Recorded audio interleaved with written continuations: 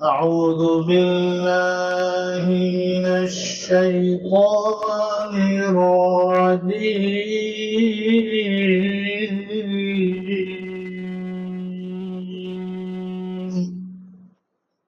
بسم الله الرحمن الرحيم.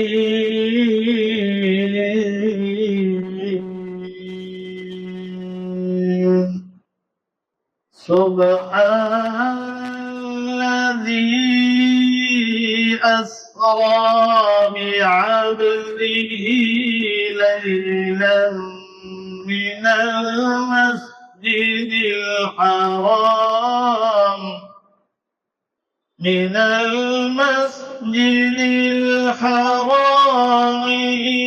المسجد الأقصى الذي باركنا حوله لنريه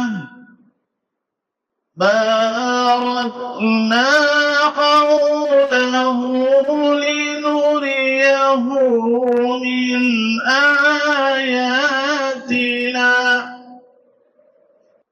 إنه هو السميع البصير.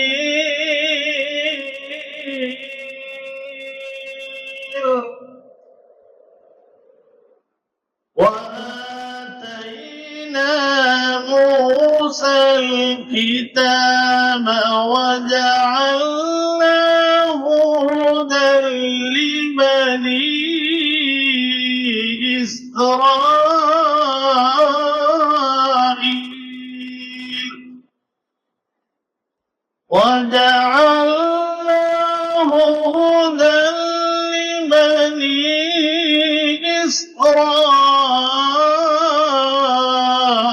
إسرائيل ألا تتخذوا من دوني وكيلا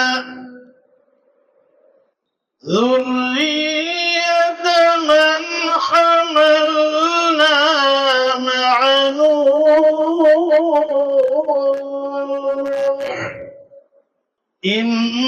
إنه كان عبدا شكورا. وقضينا إلى بني إسرائيل في الكتاب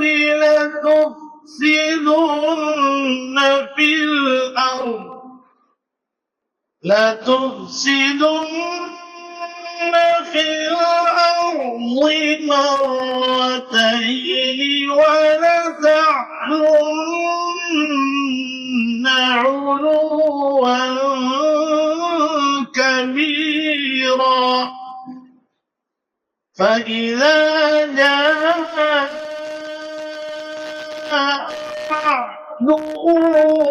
أولاهما بعثنا عليكم عبادا لنا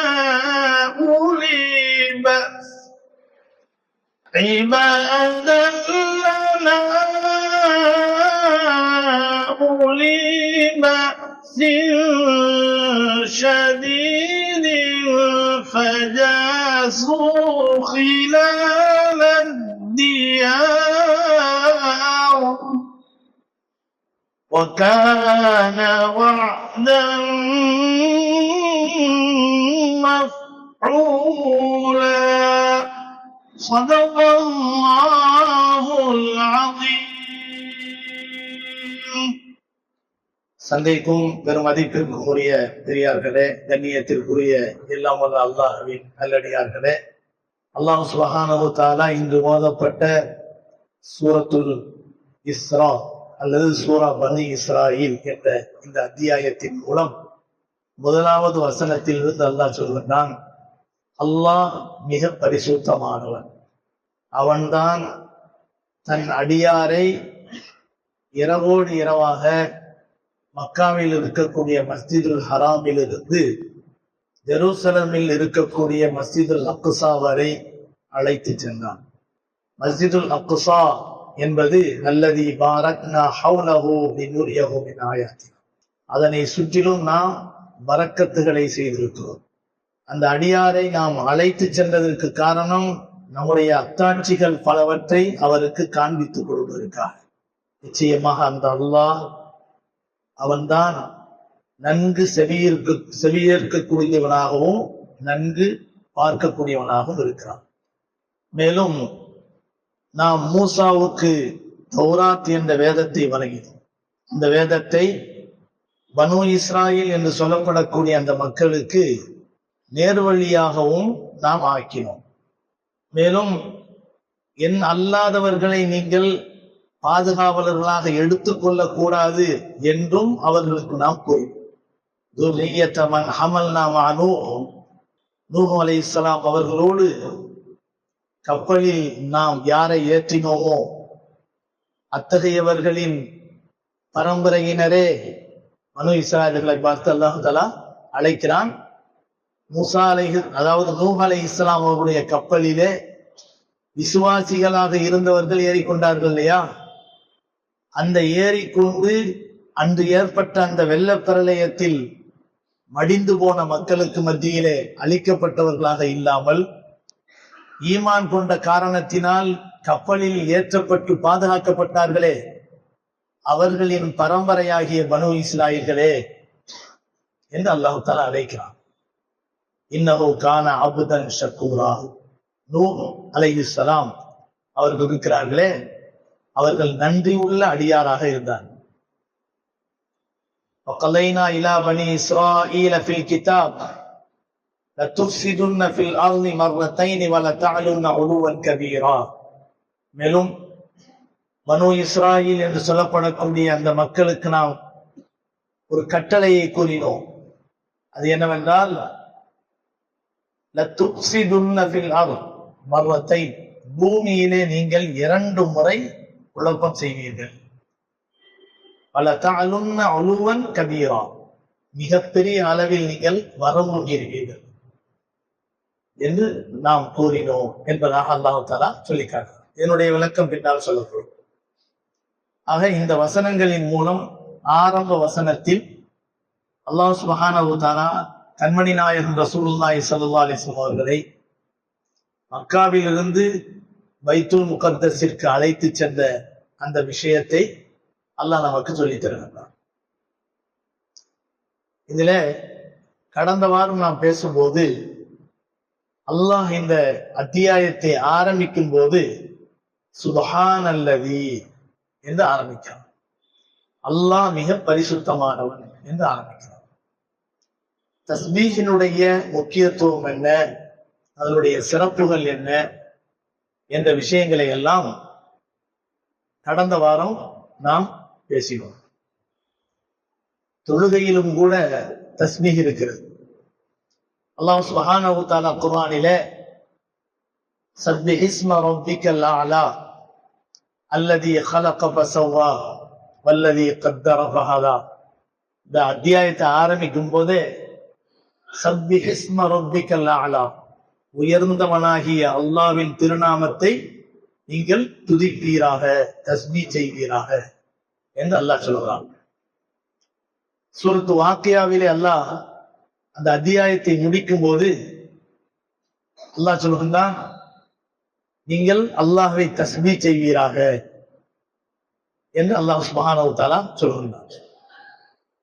கண்மணி நாயகம் ஸல்லல்லாஹு அலைஹி வஸல்லம் அவர்களுக்கு கடைசியாக அருளப்பட்ட அத்தியாயம் சூரா அன்-நஸ்ர் என்ற அத்தியாயம். இதா ஜாஅ நஸ்ருல்லாஹி வல் ஃபத்ஹ் என்ற அத்தியாயம்.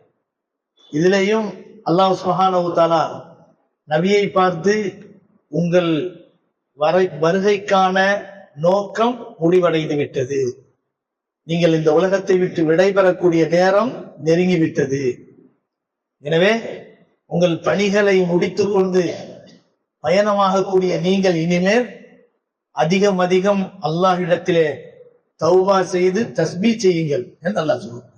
சப்பிஹ் பிஹம்தி ரப்பிக வஸ்தக்ஃபிர் என்று அல்லாஹ் சொல்றார். நீங்கள் செய்த பணிகளை நிறைவு செய்யும் போது அல்லாஹ்விடத்திலே இஸ்திக்பார் செய்து அல்லாஹ்வை துதியுங்கள், தஸ்மீ செய்யுங்கள் என்று அல்லாஹ் சொல்லுவார். தொழுகையில அல்லாஹு அக்பர் என்ற தக்பீர் கட்டுகிறோம். எல்லா நிலைகளிலுமே நாம் சொல்லக்கூடிய வார்த்தை என்ன? அல்லாஹு அக்பர், அல்லாஹு அக்பர், அல்லாஹு அக்பர், அல்லாஹு அக்பர். ஆனால் ருக்குவிலே நாம் சுப்ஹான ரப்பியல் அஸீம் வ பிஹம்தி, சுப்ஹான ரப்பியல் அஸீம் என்று நாம் ஓதுகிறோம். இப்படி ஓதிவிட்டு நாம் எழுந்திருக்கும் போது நபி அவர்கள் நமக்கு சொல்லி தந்த கட்டளை என்ன? சமி அல்லாஹு லிமன் ஹமீதா. அந்த இடத்துல மட்டும் என்ன சொல்றோம்? சமி அல்லாஹு லிமன் ஹமீதா என்று சொல்ல வேண்டும். அங்க அல்லாஹ் அக்பர் சொல்றது. தக்பீர் கட்டும் போது அல்லாஹ் அக்பர், ருக்குவுக்கு போகும்போது அல்லாஹ் அக்பர், சுஜூதுக்கு போகும்போது அல்லாஹ் அக்பர், சுஜூதிலிருந்து எழுந்திருக்கும் போது அல்லாஹ் அக்பர், திரும்ப சுஜூதுக்கு போகும்போது அல்லாஹ் அக்பர், அத்தஹியாத்துக்கு அமரும் போது அல்லாஹ் அக்பர். ஆனால் தஸ்பீஹை முடித்துக் கொண்டு ருக்குவிலிருந்து எழுந்திருக்கும் போது நாம் சொல்லக்கூடிய வார்த்தை என்ன? சமி அல்லாஹு லிமன் ஹமீதா, சுப்ஹான ரப்பியல் அஸீம் என்று சொல்ல அந்த வார்த்தையை, அல்லாஹ்வின் புகழாரத்தை அல்லாஹ் செவியேற்றான். இதுக்கு அர்த்தம் தான். சுப்ஹான ரப்பியல் அஸீம் என்று சொல்லுகிற போது சமி அல்லாஹு லிமன் ஹமீதா, அல்லாஹ்வை யார் புகழ்ந்தாரோ அவருடைய புகழாரத்தை அல்லாஹ் நன்கு செவியேற்றான் என்பது அதனுடைய அர்த்தம். அதனாலதான் நம்ம என்ன செய்யறோம்? எந்திரிச்சதுக்கு பின்னால ரப்பனா வலக்கல் ஹம்த் என்று நாம் சொல்றோம். ரப்பனா வலக்கல் ஹம்த் என்று நாம் சொல்றோம். அதே சமயம் நபிகள் நாயகம் ஸல்லல்லாஹு அலைஹி வஸல்லம் பின்னால நின்ற ஒரு சஹாபி அவர்கள் கொஞ்சம் சத்தமிட்டு ரப்பனா வலக்கல் ஹம்த் ஹம்தன் கஸீரன் தய்யிபன் முபாரக்கன் ஃபீ என்று சொல்கிறார்கள். என்னுடைய இரட்சகனே, லக்கல் ஹம்த், உனக்கே எல்லா புகழும், ஹம்தன் கஸீரா, அதிகமாக உன்னை நான் புகழ்கிறேன், ஹம்தன் கஸீரன் தய்யிபன் முபாரக்கன் ஃபீ, மேலும் பரிசுத்தமான புகழாரமாக, பரக்கத் பொருந்திய புகழாரமாக நான் என்னை புகழ்கிறேன் என்று சொன்னபோது நபிகள் நாயகம் ஸல்லல்லாஹு அலைஹி வஸல்லம் அவர்கள் தொழுது முடித்ததற்கு பிறகு கேட்டார்கள், யார் இந்த ரப்பனா வலக்கல் ஹம்து ஹம்தன் கஸீரன் தய்யிபன் முபாரக்கன் ஃபீ என்று கூறினார் என்று நபிகள் நாயகம் ஸல்லல்லாஹு அலைஹி வஸல்லம் அவர்கள் கேட்டார்.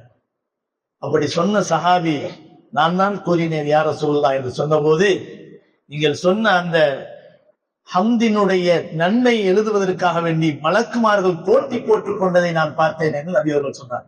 அல்லாஹ்வை புகழ்றதுங்கிறது அவ்வளவு மகத்தானது. அப்போ தஸ்பீஹ் என்பது ரொம்ப முக்கியமானது. அல்லாஹ் சுப்ஹானஹு வ தஆலா குர்ஆனுடைய எத்தனையோ அத்தியாயங்களை சப்பிஹ் இஸ்ம என்று ஆரம்பிக்கிறான். யுஸப்பிஹு லில்லாஹ், வானங்களிலும் பூமியிலும் இருக்கக்கூடிய அத்தனை வஸ்துக்களும் அல்லாஹ்வை தஸ்பீஹ் செய்கின்றன என்று சொல்லக்கூடிய வார்த்தையை கொண்டு அல்லாஹ் என்ன செய்கிறான்? சூறாக்களை ஆரம்பிக்கிறான். சப்பஹ லில்லாஹி மா ஃபிஸ் ஸமாவாதி வ மா ஃபில் அர்த் என்று அல்லாஹ் தஆலா ஆரம்பிக்கிறான். வ இம் மின் ஷைஇன் இல்லா யுஸப்பிஹு பிஹம்தி வலாக்கின் லா தஃகஹூன தஸ்பீஹஹும்.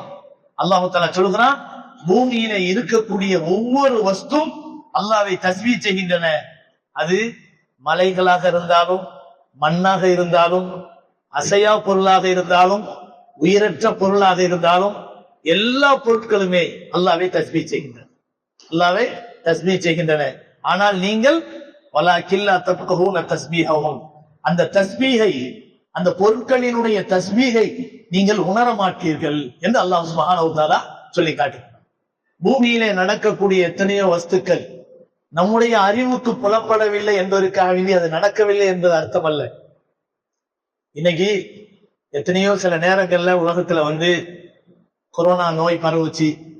அந்த கிருமிகள், தொற்று கிருமிகள் ஆங்கங்கே பரவி கொண்டு இருக்கின்றன. மாஸ்க் போட்டுக்கிறங்க, கையை இப்படி கழுவுங்க, வீட்டை விட்டு வெளியே வராதீங்க அப்படிலாம் சொன்னாங்க. ஆனா அந்த கிருமிகள் அங்கங்க பரவுன்னு சொன்னாங்கல்ல, அந்த கிருமிகளும் ஒரு உயிர் தானே. எங்கேயாவது நம்ம கண்ணுக்கு தெரிஞ்சா? யாராவது கண்ணில் பார்த்தோமா? நல்லாதான் போய்கிட்டு வந்துகிட்டு இருந்தோம். ஆனா எந்த கிருமியும் பறந்து வந்த மாதிரிலாம் நமக்கு தெரியல. கண்ணுக்கு தெரியாத, கண்ணுக்கு புலப்படாத எத்தனையோ வஸ்துக்கள், கோடிக்கணக்கான வஸ்துக்கள் நம்முடைய அறிவுக்கு எட்டாமல் இந்த உலகத்தில இயங்கி கொண்டிருக்கின்றன. அப்படி இயங்குகின்றன, நமக்கு அறிவுக்கு புலப்படவில்லை, நமக்கு தெரியவில்லை என்பதற்காக வேண்டி அது இல்லை என்று பொய்யாக்கி விட முடியுமா? காற்று, நம்ம வாழ்க்கைக்கே ஒரு பெரிய ஜீவாதாரம் காற்றுதான். காற்றை யாராவது கண்ணில் பார்த்திருக்காங்களா? சும்மா படத்துல வேணா அப்படி காட்டுவாங்க, சர்ன்னு அடிக்கிற மாதிரி, அந்த காத்து அப்படி சுழண்டு சுழண்டு வர்ற மாதிரி.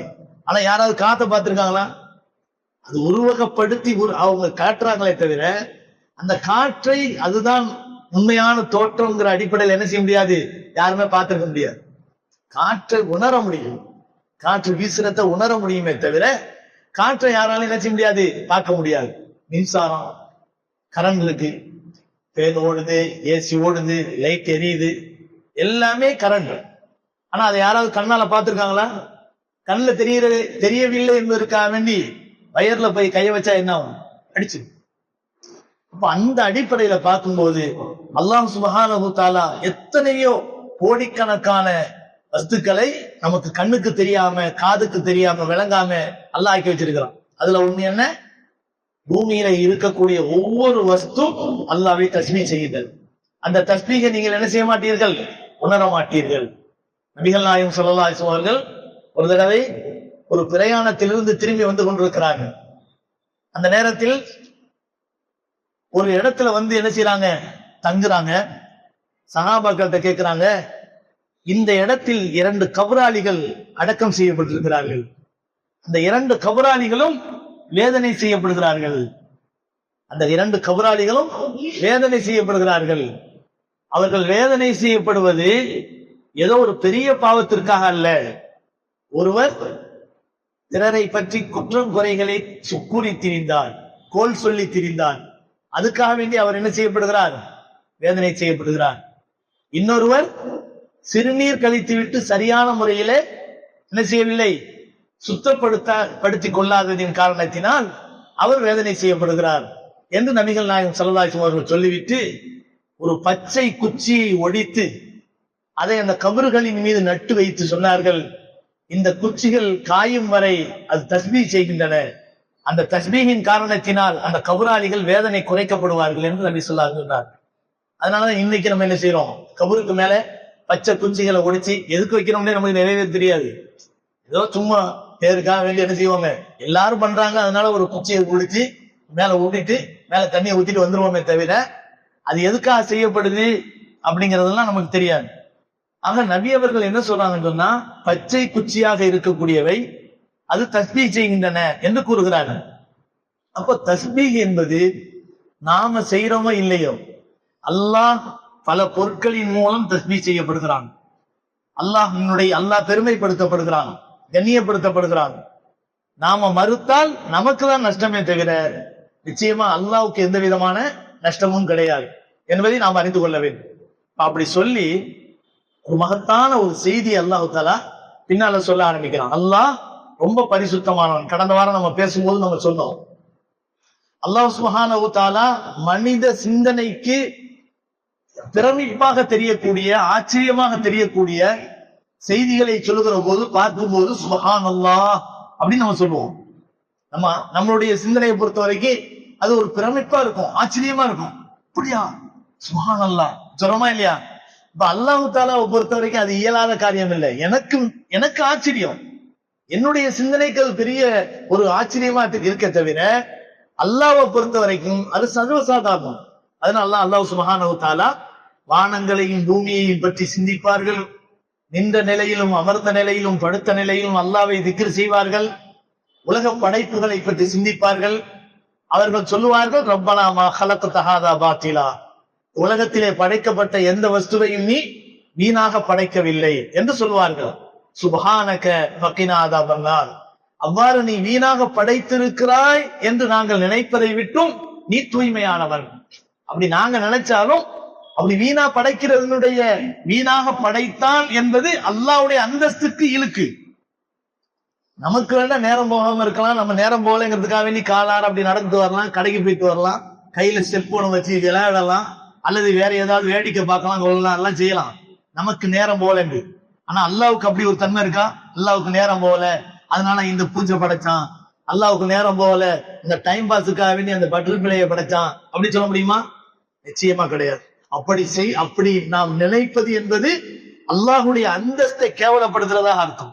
அதனாலதான் நல்லடியார்கள் அல்லாஹ்வுடைய படைப்புகளை பத்தி சிந்திச்சு சொல்லுவாங்க, ரப்பனா மா ஹலக்த ஹாதா பாத்திலா, இறைவா எங்களுடைய இரட்சகனே இவற்றில் எதனையும் நீ வீணாக படைக்கவில்லை, சுபஹானக், நீ வீணாக படைத்திருக்கிறாய் என்பதை விட்டும் நீ பரிசுத்தமானவனாக இருக்கிறாய். அப்படி நாங்கள் நினைத்து வீணா படைச்சிருக்கிறேங்கிற நினைத்து எங்களுடைய ஈமான பறிகொடுத்து நாங்கள் நரகவாசியா போறதை விட்டும் எங்களை நீ காப்பாற்றுவாயா, வக்கீனா அதா பண்ணா என்று நல்லடியார்கள் சொல்வார்கள் என்று அல்லாஹ் சுப்ஹானஹு வ தஆலா சொல்லி காட்டுகின்றான். கண்ணியமானவர்களே, இந்த அடிப்படையில அடுத்து அல்லாஹு தஆலா ஒரு ஆச்சரியமான ஒரு செய்தியை அல்லாஹ் அடுத்து நமக்கு சொல்லி காட்டுகிறான். அதுதான் என்ன? அஸ்ரா பி அப்திஹி லைலம் மினல் மஸ்ஜிதில் ஹராமி இலல் மஸ்ஜிதில் அக்ஸா. அல்லாஹ் சுப்ஹானஹு வ தஆலா சொல்கிறான், மக்காவிலே இருக்கக்கூடிய மஸ்ஜிதுல் ஹராம் என்ற அந்த பள்ளிவாசலில் இருந்து மஸ்ஜிதுல் அக்ஸா வரை முஹம்மது ஸல்லல்லாஹு அலைஹி வஸல்லம் என்ற தன்னுடைய அடியாரை இரவோடு இரவாக அல்லாஹ் அழைத்து சென்றான் என்று அல்லாஹ் சுப்ஹானஹு வ தஆலா சொல்லி காட்டுகிறான். இதுல கண்மணி நாயகம் ரசூலுல்லாஹி ஸல்லல்லாஹு அலைஹி வஸல்லம் அவர்கள் மிஅராஜ் சென்ற விஷயத்தை பற்றி நபிகள் நாயகம் ஸல்லல்லாஹு அலைஹி வஸல்லம் அவர்கள் சொல்லக்கூடிய பல ஆதாரபூர்வமான ஹதீஸுகள் இருக்கின்றன. இந்த திருவசனத்துல அல்லாஹ் சுப்ஹானஹு வ தஆலா பேசுவது மஸ்ஜிதுல் ஹராமிலிருந்து மஸ்ஜிதுல் அக்ஸா வரை அல்லாஹ் அழைத்து சென்றான்ங்கிற விஷயத்தை தான் அல்லாஹ் பேசுறான். இங்க 7 வானங்களை கடந்து போனாங்க அப்படிங்கிற விஷயத்தெல்லாம் இங்க பேசப்படலை. அன்ற மற்ற விஷயங்களை மற்ற வசனங்கள்ல அல்லாஹ் தஆலா சூரத்துன் நஜ்ம் என்ற அத்தியாயத்துல அல்லாஹ் பேசும்போது நபிகள் நாயகம் ஸல்லல்லாஹு அலைஹி வஸல்லம் அல்லாஹ்வை நெருங்கின விஷயத்தை, ஜிப்ரீல் அலைஹிஸ்ஸலாத்தை நெருங்கின விஷயத்தை அல்லாஹ் தஆலா அழகான முறையில குர்ஆன்ல சொல்லுகின்றான். வன் நஜ்மி இதா ஹவா மா ضل صاحبكم وما غوى وما ينطق عن الهوى إن هو إلا وحي يوحى علمه شديد القوى ذو مرة فاستوى وهو بالأفق الأعلى ثم دنا فتدلى. ஜிப்ரீல் அலைஹிஸ்ஸலாம் நபி அவர்களை நெருங்குறாங்க. ثم دنا فتدلى فكان قاب قوسين أو أدنى فأوحى إلى عبده ما أوحى. அந்த நெருக்கம் எப்படி இருந்தது?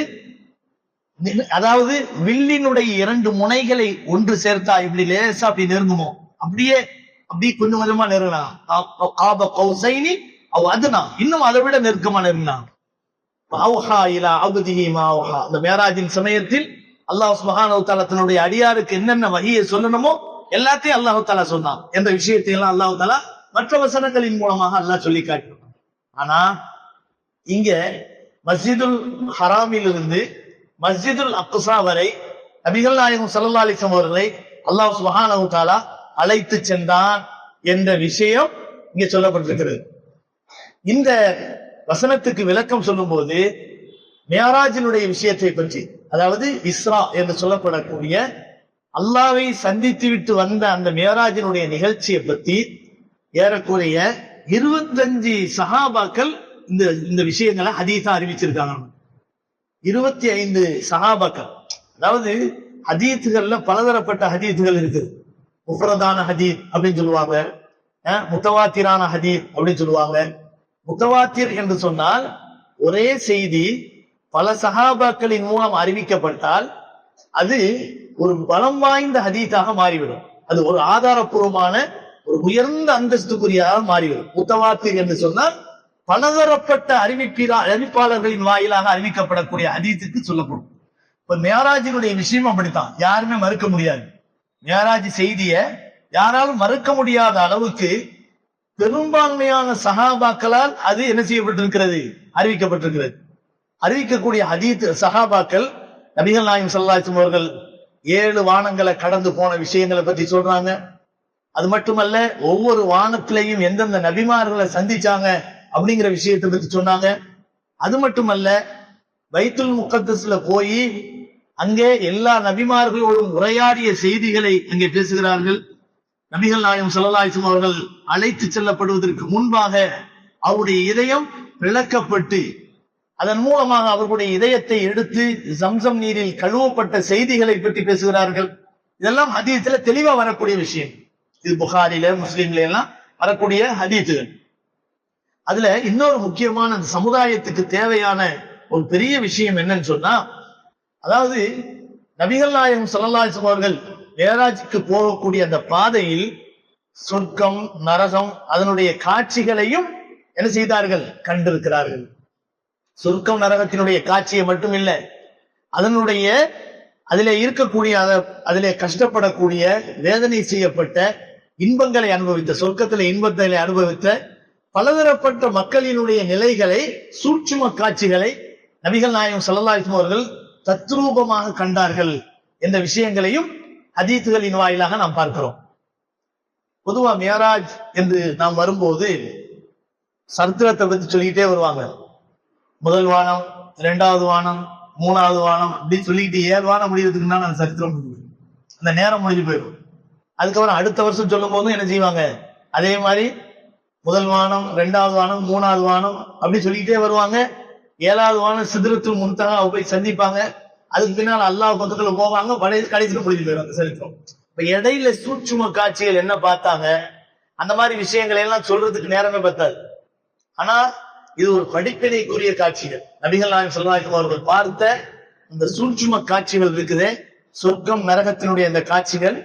இந்த மனித சமுதாயத்திற்கு நபி அவர்கள் வந்து அதனை பற்றி சொன்னதற்கு காரணம் என்னவென்று சொன்னால், அதன் மூலம் மிகப்பெரிய பாடங்களும் படிப்பினைகளும் இந்த சமுதாயத்திற்கு உண்டு என்ற அற்புதமான செய்திகளை நபிகள் நாயகம் ஸல்லல்லாஹு அலைஹி வஸல்லம் அவர்கள் நமக்கு சொல்லித் தருகிறார். இந்த அத்தியாயம் ஏறக்குறைய 111 வசனங்களை கொண்ட அத்தியாயம். இந்த சூரா பனு இஸ்ராயில் என்று சொல்லப்படக்கூடிய இந்த அத்தியாயம் இருக்கிறது. இது ஏறக்குறைய 111 இந்த 111 வசனங்களை கொண்ட அத்தியாயம். இதுல அல்லாஹ் சுப்ஹானஹு வ தஆலா குர்ஆன்ல ஒரு இடத்துல சொல்றான், அகுர் ரப்பி அத்கில்னி முத்கல சித்கின் வஅக்ரிஜ்னி முக்ரஜ சித்கின் வஜஅல்லி மின் லதுன்க சுல்தானன் நஸீரா வகுல் ஜாஅல் ஹக் வஸஹகல் பாத்தில் இன்னல் பாத்தில கான ஸஹூகா என்ற இந்த வசனங்கள் வரை அல்லாஹ் சுப்ஹானஹு வ தஆலா மதீனாவுல இறக்குன வசனங்கள். அதாவது அந்த வசனம் வரை மக்காவுல இறக்குன வசனங்கள். அதுக்கு பின்னால அந்த வகுர் ரப்பி அத்கில்னி முத்கல சித்கின் வஅக்ரிஜ்னி முக்ரஜ சித்கின் வஜஅல்லி மின் லதுன்க சுல்தானன் நஸீரான் வருது பாருங்க. அந்த வசனத்தில இருந்து அல்லாஹ் தஆலா மதீனாவுல இறக்கணும். பொதுவா நம்ம மக்கா, மக்கி, மதனி என்று சொல்லுகின்ற போது நம்ம ஒரே சூறாவுல மக்காவுல இறங்கின ஆயத்துகளும் இருக்கும், மதீனாவுல இறங்கின ஆயத்துகளும் இருக்கும். அந்த மாதிரி இருக்கும். பெரும்பான்மையான வசனங்கள் எந்த ஊர்ல இறங்குனுச்சோ, மக்கியில இறங்கினா மக்கின்னு அந்த சூறாவுக்கு பேர் சொல்லப்படும், மதீனாவுல இறங்கினா மதனின்னு பேர் என்று சொல்லப்படும். அந்த அடிப்படையில இந்த சூறா மக்கி சூறா. கண்மணி நாயகம் ரசூலுல்லாஹி ஸல்லல்லாஹு அலைஹி வஸல்லம் அவர்களுடைய 52வது வயசுலதான் இந்த சூறா அருளப்பட்டதாக பெரும்பான்மையான முஃபஸ்ஸிர்கள் நமக்கு சொல்லித் தர்றாங்க. இந்த சூறா பனு இஸ்ராயில் அத்தியாயம் நபிகள் நாயகம் ஸல்லல்லாஹு அலைஹி வஸல்லம் 52வது வயசு. ஏறக்குறைய நபி அவர்களுக்கு நபி பட்டம் கிடைத்து 12வது வருஷத்துல இந்த அத்தியாயம் அருளப்பட்டார். ஏன் இப்படி சொல்றாங்க தெரியுமா? நபிகள் நாயகம் ஸல்லல்லாஹு அலைஹி வஸல்லம் அவர்களுடைய 11வது, அதாவது அந்த 51வது வயசினுடைய கடைசியில தான் இந்த மேராஜ் நிகழ்ச்சிங்கிறது நடைபெற்று. மேராஜ் நிகழ்ச்சி ஏன் நடந்துச்சு? நம்ம அடிக்கடி நம்ம சொல்லி இருக்கிறோம், நம்ம இதை கேள்விப்பட்டிருப்போம். என்னன்னு சொன்னா, இதுல நம்ம சமுதாயத்துக்கு ஒரு பெரிய படிப்பினை பாடம் இருக்கு. தொழுகைய அசட்டை செய்யக்கூடிய எத்தனை மக்கள் இருக்கிறாங்க நம்ம சமுதாயத்துல? தொழுகையை சர்வசாதாரணமா விடக்கூடிய மக்கள் எத்தனை பேர் இருக்கிறாங்க? ஆனா தொழுகை இருக்கிற அல்லாஹ் நமக்கு தந்திருக்கக்கூடிய ஒரு பெரிய ஒரு பொக்கிஷம், பெரிய செல்வம். தொழுகையின் மூலம் எதையும் பெற்றுக்கொள்ள முடியும் அல்லாஹ்விடத்துல. அல்லாஹ்வை நெருங்குவதும் அல்லாஹ்வுடைய உதவிகளை பெற்றுக்கொள்வதும் தொழுகையில் இருக்கு. அல்லாஹ் குர்ஆன்ல சொல்லும் போது, யா அய்யுஹல்லதீன ஆமனு ஸ்தஈனு பிஸ்ஸப்ரி வஸ்ஸலாஹ், தொழுகையின் மூலமும் ஒருமையின் மூலமும் அல்லாஹ்விடத்திலே நீங்கள் உதவி தேடுங்கள் என்று அல்லாஹ் சுப்ஹானஹு வ தஆலா குர்ஆனின் மூலமாக சொல்லி காட்டுவார். தொழுகையின் மூலம் அல்லாஹ்விடத்திலே உதவி தேட முடியும். சஹாபாக்களாக இருந்தாலும் பாதையில போய்கிட்டு இருப்பாங்க, பயணத்துல யாராவது மரணம் அடைஞ்சிட்டாங்க அப்படின்னு சொல்லிட்டு கேள்விப்பட்டா உடனே இறங்கி ஒது செய்து விட்டு தொழுதுட்டு அல்லாஹ்ட்ட துஆ கேட்பாங்க. ஏன்னா மரணம்ங்கிறது ஒரு துக்கமான ஒரு நிலை. அதற்கு அல்லாஹ்விடத்தில் உதவி தேடும் போதும் 2 ரக்காத் தொழுது உதவி தேடுவார்கள். எந்த ஒரு விஷயமாக இருந்தாலும் இந்த காரியங்களை ஆரம்பிக்கும் போது நபிகள் நாயகம் ஸல்லல்லாஹு அலைஹி வஸல்லம் தொழுகையின் பக்கம் என்ன செய்வார்கள்? கவனம் செலுத்துவார்கள்.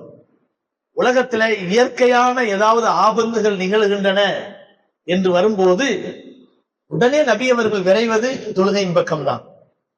நபிகள் நாயகம் ஸல்லல்லாஹு அலைஹி வஸல்லம் அவர்களுடைய தொழுகையின் முக்கியத்துவத்தை பத்தி ஆயிஷா ரலியல்லாஹு அன்ஹா அவர்கள் பேசும்போது என்ன சொல்றாங்க தெரியுமா? நபிகள் நாயகம் ஸல்லல்லாஹு அலைஹி வஸல்லம் அவர்கள் குடும்பத்தாரோடு உரையாடும் போது சக மனிதர்களாக சகஜமாக பேசுவார்கள். சகஜமா பேசுவாங்க. அவங்க ஒரு இறை தூதர், உயர்ந்த தூதர், உயர்ந்த அந்தஸ்துக்குரியவர் அப்படிங்கிற நினைப்பெல்லாம் நபி அவர்களுக்கு இருக்காது. எங்கள்கிட்ட சிரிச்சு பேசுவாங்க, விளையாடுவாங்க, கிண்டல் அடிப்பாங்க. மற்ற மக்கள் என்னென்ன முந்தைய காலத்து மக்களை பத்தி பேசினா அதை காது கொடுத்து கேட்பாங்க. இது நபிகள் நாயகம் ஸல்லல்லாஹு அலைஹி வஸல்லம் அவர்கள்ட்ட இருந்தது. ஆனா எப்போ பாங்கு சொல்லப்படுமோ, ஹய்யால ஸலா ஹய்யால ஃபலான்னு சொல்லி பாங்கு சொல்லப்படுமோ, எங்களுக்கும் அவங்களுக்கும் சம்பந்தம் இல்லாத மாதிரி எந்திரிச்சு போயிடுவாங்க. காரணம் அல்லாஹ்வுடைய அழைப்பு.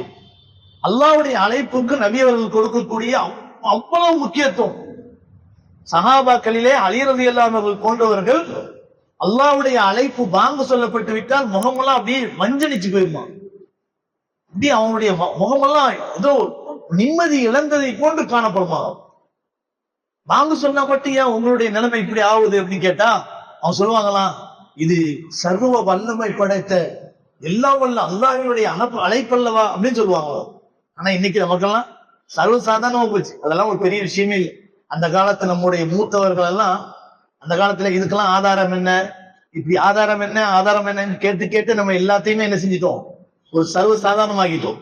அந்த காலத்து மூத்தவர்கள் நமக்கு தெரிஞ்சவங்க, அதாவது நம்மளுடைய மூதாதையர்கள், நம்முடைய பாட்டனார் முப்பாட்டனார் அவங்க எல்லாம் இருந்தாங்களே, அவங்க எல்லாம் அதாவது எவ்வளவு உறக்கத்துல இருந்தாலும், உடல் நலம் சரியில்லாம இருந்தாலும் வாங்க சொன்ன உடனே எந்திரிச்சு உட்கார்ந்து தலையில துணியை போட்டு உட்கார்ந்துக்குவான். பார்த்துருப்போம், நம்ம எல்லாரும் பார்த்துருப்போம். அப்படிலாம் நடந்திருக்கு. ஆனா இன்னைக்கு அப்படிலாம் எந்திரிக்கிறதுக்கு அதெல்லாம் ஆதாரம் எல்லாம் கிடையாது அப்படின்னு பேசாம ஒரே வார்த்தையில சொல்லி முடிச்சுவோம். ஆதாரம் இருக்கா இல்லையாங்கிற வேற விஷயம். ஆனா அதே சமயத்துல ஆதாரம் இல்லை என்று பேசக்கூடிய நாம், அல்லாஹ்வுடைய தூதர் ஸல்லல்லாஹு அலைஹி வஸல்லம் பாங்கு சொன்ன உடனே வேற வேலையில ஈடுபட மாட்டாங்க, உடனே எந்திரிச்சு போயிடுவாங்க அப்படின்னு சொல்றோமே, இது ஆதாரம் தானே? இதை நம்ம செஞ்சோமா? இதை நம்ம யாராவது கண்காணிப்போட செஞ்சோமா? இது ஆதாரப்பூர்வமான விஷயம் தானே? சில சஹாபாக்களுக்கு வாங்க சொல்லப்பட்டு விட்டால் அவங்க அப்படியே தடுமாற்றத்தோடு அவர்களுடைய முகமெல்லாம் மஞ்சளித்த நிலையில் அவர்கள் ஏதோ நிம்மதி இழந்தவர்களை போன்று அல்லாஹ்வுடைய அழைப்பை ஏற்று உடனே பள்ளிவாசலுக்கு விரைவார்கள் அப்படின்னு பாக்குறோமே, இது ஆதாரம் தானே? இதை நம்ம செஞ்சோமா? அப்போ இதை நம்ம என்ன பார்க்கணும் சொன்னா, இது சாதாரண அழைப்பு அல்ல, இது அல்லாஹ்வுடைய அழைப்பு. இது உயர்ந்த அழைப்பு, உயர்ந்த இரட்சகனின் அழைப்பு.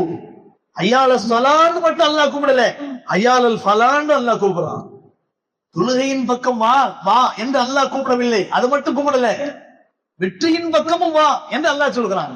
அப்ப தொழுகையில தான் வெற்றி இருக்கு, வெற்றி என்பது தொழுகையில தான் இருக்கு என்ற விஷயத்தை அல்லாஹ் தஆலா நமக்கு உறுதிபட எடுத்து வைக்கிறான் என்று சொன்னால், இந்த அழைப்பு எவ்வளவு முக்கியத்துவம் வாய்ந்த அழைப்பாக இருக்கும் என்பதை நாம் சற்று சிந்திக்க வேண்டும்.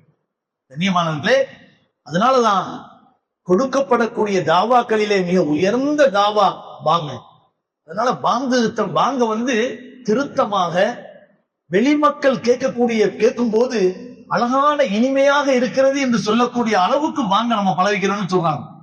காரணம் என்னன்னு சொன்னா, உள்ளுக்குள்ள வச்சு 1000 விஷயத்தை பேசலாம். இப்ப நம்ம இங்க உட்கார்ந்து ஒரு 100 பேர் உட்கார்ந்து இருக்கிறோம் சொன்னா எல்லாமே முஸ்லிம்கள், பேசப்படக்கூடிய விஷயத்தை கேட்கறது எல்லாமே முஸ்லிம்கள். தொழுகை வைக்கிறோம் சொன்னா அந்த தொழுகையினுடைய அந்த உச்சரிப்புகளை, அந்த அழகான கிராத்தை கேட்கக்கூடியவர்கள் எத்தனை பேரு? முஸ்லிம்கள் எல்லாரும். யாராவது வெளிமக்கள் கேட்கிறாங்களா? ஆனா பாங்கு அப்படி இல்லை. பாங்கு அப்படி அல்ல.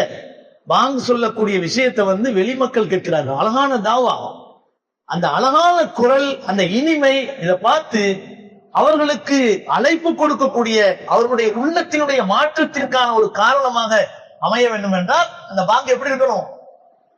இனிமையாக இருக்கு, அழகாக இருக்கணும். அதை கேட்கும் போதே அந்த சில ஊர்கள் இருக்கு, சில இந்துக்களும் கூட மாற்று மத சகோதரர்களும் கூட அதை என்ன செய்வாங்க? பேசாதப்பா, அல்லாஹ் போறான், வாங்க சொல்றாங்க. அவங்க தெளிவா சொல்லுவாங்க, வாங்க சொல்றாங்க, கொஞ்ச நேரம் பேசாம இரு அப்படிம்பாங்க. இன்றைக்கு அரசியல்வாதிகள் அரசியலுக்காக செய்யறாங்க. எவ்வளவு அநாகரிகமான பேசக்கூடியவர்கள் என்று சொல்லக்கூடிய சில அரசியல்வாதிகள் கூட, இஸ்லாத்தையும் முஸ்லிம்களையும் கொச்சைப்படுத்தி பேசக்கூடிய அரசியல்வாதிகள் கூட தேர்தல் நேரங்கள் என்ன செய்யறாங்க? நின்று பேசும்போது வாங்க சத்தம் கேட்டவுடனே அப்படியே கொஞ்ச நேரம் நின்றுறாங்க. அப்படியே கொஞ்ச நேரம் நின்று அமைதியாகி அதுக்கப்புறம் வாங்க முடிச்சதுக்கு பின்னால பேசுறாங்க. வாங்குக்கு அவ்வளவு பெரிய ஈர்ப்பு தன்மை, அவ்வளவு பெரிய தன்மை இருக்கு. அப்ப அந்த வாங்கை அழகிய முறையில சொல்றதுக்கு முயற்சிகள், அது ஒரு பெரிய ஒரு தாவா. எதுக்கு இதெல்லாம் நம்ம சொல்றோம் சொன்னா, பாங்கின் மூலம் அல்லாஹ் கொடுக்கக்கூடிய அழைப்பு எதுக்கு? தொழுகைக்கு. தொழுகை என்பது அவ்வளவு முக்கியத்துவம் வாய்ந்த வணக்கம். அந்த தொழுகையை அல்லாஹ் எப்ப கடமையாக்கலாம் தெரியுமா? அல்லாஹு தஆலா எல்லா கடமைகளையும் ஜிப்ரீல் அலைஹிஸ்ஸலாத்துல கொடுத்து விட்டு பூமியில வச்சு நபி அவர்களுக்கு கொடுக்கப்பட்டு கடமையாக்கப்பட்டது. அது நோம்பா இருக்கட்டும், ஜக்காத்தா இருக்கட்டும், ஹஜ்ஜா இருக்கட்டும், இது எல்லாமே. ஆனா தொழுகையை மட்டும்தான் அல்லாஹ் கடமையாக்குவது என்ன செஞ்சாங்கன்னா, தன்னிடத்திலே வரவழைத்து நபி அவர்களுக்கு அதை ஒரு பரிசா கொடுத்தான். அதையும் நபிகள் நாயகம் ஸல்லல்லாஹு அலைஹி வஸல்லம் அவர்கள் அல்லாஹ்வுடைய அழைப்பின் பேரில் மியராஜுக்கு அழைத்து செல்லப்பட்ட அந்த சமயம் எப்படிப்பட்ட சூழல் தெரியுமா? இந்த சூழலை பற்றி நினைக்கும் போதுதான் தொழுகையினுடைய பவர் நமக்கு புரியுது. நபிகள் நாயகம் ஸல்லல்லாஹு அலைஹி வஸல்லம் வாழ்க்கையில எத்தனையோ கடினமான நிலைகள் ஏற்பட்டிருக்கின்றன, கஷ்டமான சூழல்கள் ஏற்பட்டிருக்கின்றன. ஆனா எல்லா நிலைகளையும் விட மிகவும் கடினமான கஷ்டமான சூழ்நிலை என்னன்னு சொன்னா, பெருமானார் ஸல்லல்லாஹு அலைஹி வஸல்லம் 51வது வயசுல ரசூலுல்லாஹி ஸல்லல்லாஹு அலைஹி வஸல்லம் மனைவி, அருமை மனைவி கதீஜா ரலியல்லாஹு அன்ஹா அவர்கள் வஃபாத் ஆகிறாங்க. அதுக்கு முன்னால அவர்களை சிறுபிராயத்திலிருந்து பாதுகாத்து இணைபிரியாத அவர்களை ரொம்பவும் நிழல் போன்று அரவணைத்து அவர்களை ஆதரித்து எல்லா நிலைகளிலும் அவர்களை கைவிட்டு விடாமல் பாதுகாத்தார்களே அபூ தாலிப். அவர்கள் வஃபாத். அதிகாரத்தால் பல சந்தர்ப்பங்கள் அந்த குறைஷி மக்கள் அபூ தாலிபிடத்திலே வந்து, முஹம்மத் உன்னுடைய மகன் நம்முடைய குல தெய்வங்களை திட்டுகிறார், குடும்பங்களுக்கு மத்தியிலே பிரிவினை உண்டாக்குகிறார், இறைவன் என்று சொல்லி அல்லாஹ் ஒருவன் மட்டும் என்பதாக சொல்லி நம்முடைய தெய்வங்களை எல்லாம் பொய்யாக்குகிறார், இவர் மட்டும் இந்த பிரச்சாரத்தை நிறுத்திக் கொள்ளவில்லை என்றால் அவர்களை நாங்கள் கடுமையாக முறையிலே தண்டிப்போம், அதை நீங்க தான் பார்த்துக்கிறோம். அப்படின் போது நபிகள் நாயகம் ஸல்லல்லாஹு அலைஹி வஸல்லம் அவர்களை கூப்பிடுறாங்க. அபூ தாலிப், மகனே, இந்த மக்கள் உன் மேல என்னென்னமோ கம்ப்ளைண்ட் பண்றாங்க, கொஞ்சம் அடக்கி வாசிய, சொல்றது கொஞ்சம் நிறுத்திக்கவே, இவங்களுக்கு தான் பிடிக்கல, இல்ல நீ கொஞ்சம் நிறுத்திக்க உன்னுடைய பிரச்சாரத்தை அப்படின்னு சொல்லும் போது ரசூலுல்லாஹி ஸல்லல்லாஹு அலைஹி வஸல்லம் அவர்கள் இந்த உலக அடிப்படையில் இருக்கக்கூடிய எந்த விதமான ஆற்றலையும் நம்பி இருக்கக்கூடியவர்கள் அல்ல, இல்லாமல் அல்லாஹ்வினுடைய ஆற்றலை நம்பியவர்கள். எனவே நபி ஸல்லல்லாஹு அலைஹி வஸல்லம் சொன்னார்கள், என் அருமை தந்தையே, உங்களுக்கு முடியலன்னா பேசாம விட்டுருங்க. என்னுடைய பிரச்சாரத்தை நிறுத்துவதற்காக வேண்டி வானிலே உலவக்கூடிய சூரியனை ஒரு கையிலே கொண்டு வந்து வைத்து, சந்திரனை இன்னொரு கையிலே கொண்டு வந்து வைத்து, இந்த பிரச்சாரத்தை நீ நிறுத்திவிடு என்று சொன்னாலும் நிச்சயமாக நான் அல்லாஹ்வுடைய கட்டளையாகி இந்த பிரச்சாரத்தை, இந்த பணியை நான் நிறுத்தி கொள்ள மாட்டேன்.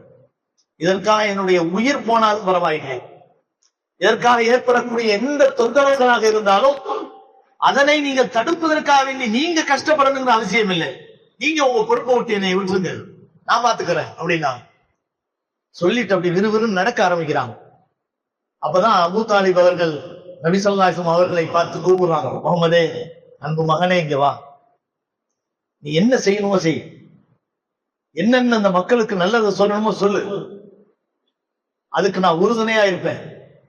உனக்கு ஒரு ஆபத்து வரணும்னா இந்த அபூ தாலிபை கொன்றுட்டு தான் உனக்கு ஆபத்து வரணும், என் உயிரை கொடுத்தாவது உன்னை நான் பாதுகாப்பேன், நீ செய்ய வேண்டிய பணிகளை நல்லபடியா செய்ய அப்படின்னு சொல்றாங்க. இவ்வளவு பக்கபலமா ஆதரவாக நபி அவர்களுக்கு இருந்த அந்த அபூ தாலிபுடைய மரணம் நபிகள் நாயகம் ஸல்லல்லாஹு அலைஹி வஸல்லம் 51வது வயசு. ஆக அடுத்தது ஒரு மாசம் கழிச்சு, ஒரே ஒரு மாசம் தான், தமிழ்ல சொல்லுவாங்க பட்டக்காலில் படும் அப்படின்ட்டு. ஒரு கஷ்டம் வந்துச்சாக்க அடுத்தாப்புல இன்னொரு கஷ்டம் வரும், அதுக்கு பொதுவா இயல்பு. எனக்கு மட்டும் இப்படி வந்துகிட்டே இருக்கு அப்படின்னு கேட்போம். கஷ்டம் வரும்போது மட்டும்தான் அந்த வார்த்தையை கேட்போமே தவிர சந்தோஷத்துக்கு பிறகு சந்தோஷம், சந்தோஷத்துக்கு பிறகு சந்தோஷம் வந்தா யாராவது யோசிக்கிறோமா? அல்லாஹ் எனக்கு மகிழ்ச்சிக்கு மேல மகிழ்ச்சி கொடுத்துக்கிட்டே இருக்கான், யாராவது சொல்லுவோமா? நம்ம கஷ்டம், ஒரு கஷ்டம் வந்துட்டு இன்னொரு கஷ்டம் வந்துட்டாலே எனக்கு மட்டும் எந்த கஷ்டம் வந்துகிட்டே இருக்கு அப்படின்னு நம்ம சொல்லுவோம். அப்படி அல்ல, இது அல்லாஹ் தஆலா சில நேரங்கள்ல சோதிச்சுக்கிட்டு இருப்பான். நபிகள் நாயகம் ஸல்லல்லாஹு அலைஹி வாழ்க்கையில ஏற்பட்ட அந்த மிகப்பெரிய ஒரு சரிவு, ஒரு பெரிய வீழ்ச்சி, ஒரு பெரிய பாதிப்பு என்னன்னு சொன்னா அபூ தாலிபினுடைய மரணம். அதிகாரத்தால் நபியவர்களுக்கு பக்கபலமாக இருந்தவர் அபூ தாலிப். செல்வத்தால் நபியவர்களுக்கு முழுக்க பக்கபலமாக இருந்தவர்கள் கதீஜா ரலியல்லாஹு அன்ஹா. நபிகள் நாயகம் ஸல்லல்லாஹு அலைஹி பெரிய தந்தை அபூ தாலிப் அவர்கள் இறந்து ஒரு மாசத்துல அவருடைய அருமை மனைவி கதீஜா ரலியல்லாஹு அன்ஹா வஃபாத் ஆகுறாங்க. அப்படி நபி அவர்கள் நொந்து போயிடுறாங்க. நொந்து போனது உலகத்துல நடந்த ஒரு நிகழ்ச்சியின் காரணத்தினால் நொந்து போல. எப்ப அதிகாரத்தால் இருந்த பாதுகாப்பும் செல்வத்தால் இருந்த பாதுகாப்பும் நபியவர்களுக்கு இல்லாம போச்சோ, அந்த மக்காவுடைய காபிர்கள் நபியவர்கள் மீது தைரியப்பட்டுட்டாங்க. இனிமே இந்த ஊர்ல பேசக்கூடாதுன்னு தடை விதிச்சிட்டாங்க. இந்த ஊர்ல நீ என்னென்ன இவ்வளவு காலமா நீ சொல்லிக்கிட்டு இருந்தியோ எதையுமே இனிமே சொல்லக்கூடாது, பேசக்கூடாது, இந்த ஊர்ல பிரச்சாரமே பண்ணக்கூடாது, ஒரே இறைவன்கிற கொள்கையை நீ இந்த உலகத்துல இந்த ஊர்ல எடுத்து சொல்லக்கூடாது, வேற எங்கேயாவது வெளியூர்ல போய் சொல்லு அப்படின்ட்டான். நபிகள் நாயகம் ஸல்லல்லாஹு அலைஹி என்ன செய்யறதுன்னு தெரியல. நபிகள் நாயகம் ஸல்லல்லாஹு அலைஹி அவர்களுக்கு என்ன செய்யறதுன்னு தெரியல. அதனாலதான் நபி அவர்கள் அல்லாஹ்வுடைய உத்தரவை எப்படியாவது நிறைவேற்றணுங்கிறதுக்காக வேண்டி பக்கத்தில் இருக்கக்கூடிய ஊராகிய தாயிஃபுக்கு போனாங்க. தாயிஃப் பக்கத்துல உள்ள ஊரு நம்ம பேசுறோம். இந்த காலத்தை பொறுத்த வரைக்கும் ஒரு 80 கிலோமீட்டர் தூரம் அப்படின்னு சொன்னா அது பக்கமா இருக்கலாம்.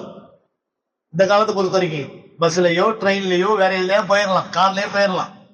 அந்த காலத்துல 80 கிலோமீட்டர் தூரம். 80 கிலோமீட்டர் தூரம் நபி அவர்களும் அவர்களுடைய பணியாளர் வளர்ப்பு மகன் ஸைத் ரலியல்லாஹு அவர்களும் நடந்தே போறாங்க. கரடு முரடான பாதை, கடினமான பாதை. மலைகளிலேயே அரபு நாட்டு மலை எப்படிப்பட்ட மலைன்னு நமக்கெல்லாம் போனவங்களுக்கு தெரியும். அதுலயும் தாயிப்புக்கு போற வழியில இருக்கக்கூடிய அந்த பாதை இருக்குதே கடினமா இருக்கும்.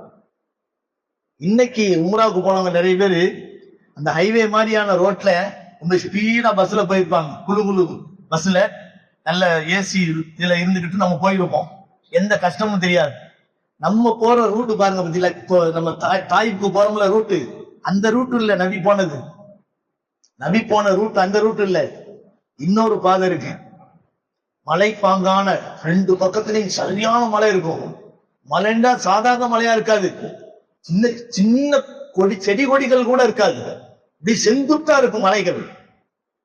நம்ம இந்த போனவங்களுக்கு தெரியும், அந்த பக்கம் கார்ல வேன்ல போறான்னு அந்த பக்கம் போவாங்க. அது எப்படிப்பட்ட மலைன்னு சொன்னா, இந்த பக்கம் ஒரு உயரமான மலை இருக்குன்னு சொன்னா இந்த பக்கம் இன்னொரு உயரமான மலை இருக்கும். இரண்டுக்கு மத்தியில கேபிள் கார் விட்டுருப்பாங்க, பார்க்கலாம். கேபிள் கார் எப்படி இங்க குயின்ஸ்லாண்ட்ல இந்த கேபிள் கார் நம்ம இங்க உதாரணம் காட்டலாம், இங்கதான் காட்ட முடியும். கொஞ்ச நாளைக்கு முன்னால கூட கீழே வந்துருச்சு அப்படின்னு சொல்லி கூட்டிட்டு இருந்தாங்கல்ல, அதெல்லாம் சின்னது, பக்கத்துல உள்ள ஏரியா, இங்க இருந்து அங்க வரைக்கும் போற மாதிரிதான் இருக்கும். ஆனா இது நீ அரபுகள் அந்த ஜாலியா போறதுக்காக வேண்டி இந்த மலையில இருந்து இந்த மலை அந்த மலையில அப்படியே கம்பி போய்கிட்டே இருக்கும், நிறைய கேபிள் கார் ஓடிக்கிட்டே இருக்கும். அவ்வளவு உயரமான மலைகள். அந்த மலைக்கு மத்தியில நபி அவர்கள் தன்னுடைய பணியாளரோடு தன்னுடைய வளர்ப்பு மகனோடு பயணம் பண்ணி போனாங்கன்னு சொன்னா சுப்ஹானல்லாஹ், எவ்வளவு கஷ்டப்பட்டு போயிருப்பாங்க. 80 கிலோமீட்டர் தூரம், 80 கிலோமீட்டர் தூரம் வெறும் நடையாக போகிறாங்க. எங்கேயும் ஓய்வெடுக்க முடியாது, கடுமையான வெயில் நேரம். இப்படிப்பட்ட சூழ்நிலையில நபி அவர்கள் போய் தாயிஃப்ல அடி வாங்கிட்டு வந்ததுதான் மிச்சம். திரும்பி ஊருக்கு வர்றாங்க. அங்க ஊர்ல எதுவுமே பேச முடியல.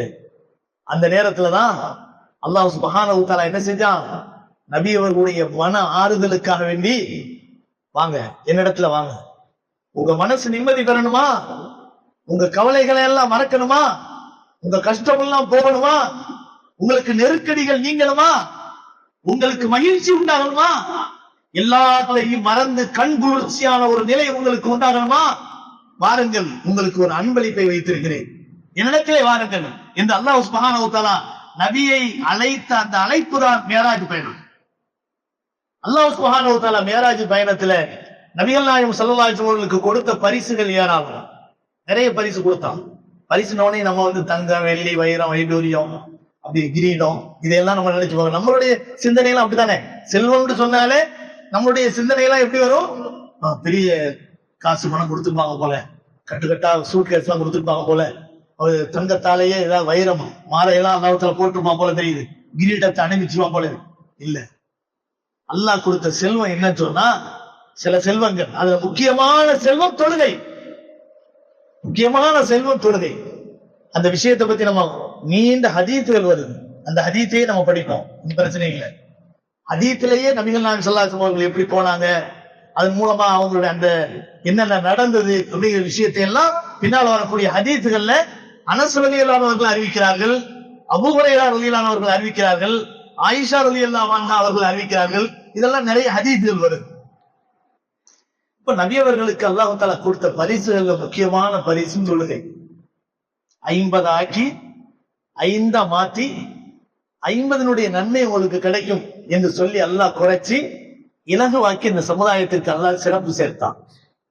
அப்படிப்பட்ட ஒரு உயர்ந்த நிலை பெருமானார் ஸல்லல்லாஹு அலைஹி வஸல்லம் அவர்களுக்கு அல்லாஹ் சுப்ஹானஹு வ தஆலா அந்த பாக்கியத்தை நிறைய ஹதீத்துகள் வருது. அந்த விஷயத்தை பற்றி ரசூலுல்லாஹி ஸல்லல்லாஹு அலைஹி வஸல்லம் அவர்கள் சொல்லக்கூடிய ஹதீத்தை, அதாவது அனஸ் ரலியல்லாஹு அவர்கள் அறிவிக்கிறார்கள், அனஸ் இப்னு மாலிக் ரலியல்லாஹு அவர்கள் அறிவிக்கிறார்கள், அன்ன ரசூலுல்லாஹி ஸல்லல்லாஹு அலைஹி வஸல்லம் قال, பெருமானார் ஸல்லல்லாஹு அலைஹி வஸல்லம் அவர்கள் கூறுகிறார்கள், உதீது பில் புராக் வஹுவ தாபத்துன் அபியத் ஃபௌகல் ஹிமார் வதூனல் பக்ர்.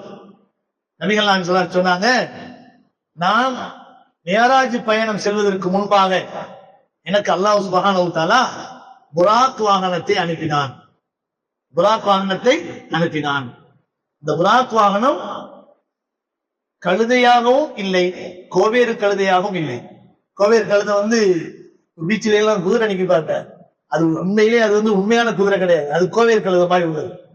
குதிரையெல்லாம் நம்ம அரபு நாட்டுல தான் பார்க்கலாம், நல்ல உயரத்துக்கு உயரமா, நல்ல அப்படி பார்க்கறதுக்கு கம்பீரமா இருக்கும். இப்ப கோவேறு கழுதைங்கிறது வந்து கழுதை குதிரையினுடைய இணைப்பில் பிறந்த ஒரு பேரு தான் கோவேறு கழுதைங்கிறது. அது வரலாற்றை வந்து புக்து நசர் அப்படிங்கிற ஒரு உருவாக்கம் அது.